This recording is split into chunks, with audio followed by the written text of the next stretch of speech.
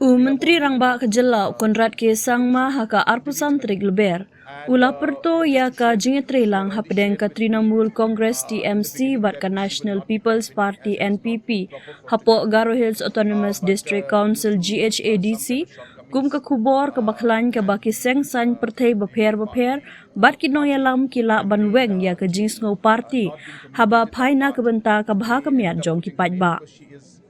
Habakeli halor ka sinjam ka bala banwanra ya ka jingtreilang ka banek slam bat ka TMC u Konrad ulaong ya mentahi ngadei ban ong ba ngasu kemen shibun ban yoi ba ka jingweng syarut ya ka jingsngew party ne ya pher kerdan ka TMC bat ki MDC ka TMC kinoyalam ka TMC bat katok di ki MDC Shimen kilayawan lang na kebenta ki hok jong ki paidbah bat na kebenta ki jingsngew kia jong upaidbah khamtam ki pajriulum karilum garo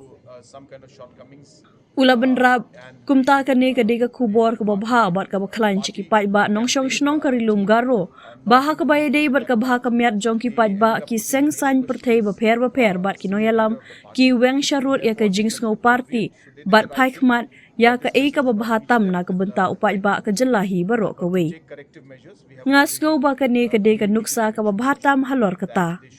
u Konrad upun pau ka jingsngew ya ki MDC ka TMC MDC Shimet bat kinoyalam ka party namar ka jingkershan ka jongki ka balam sya ka jingmenjur ya ka amendment jong ka AD rules ka bala penlong kongsan ya ki kertong ba ki dei bandon ya ka sernot Scheduled Tribe ST na kebenta banyo ya kun election.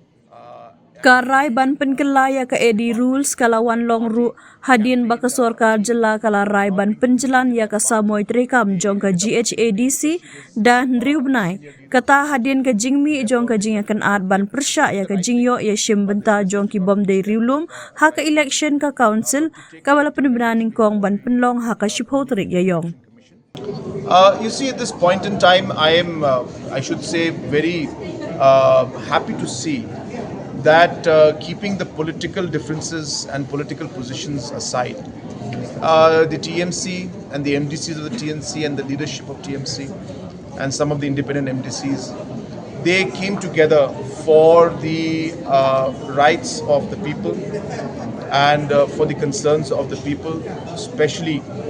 the tribal community in Garo Hills,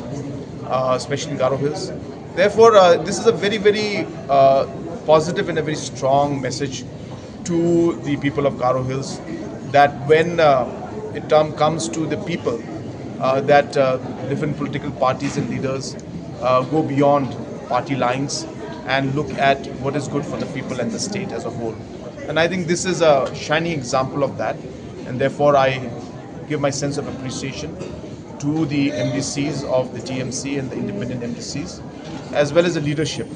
for taking this very, very correct and bold and very strong stand to support this particular bill and be part of this.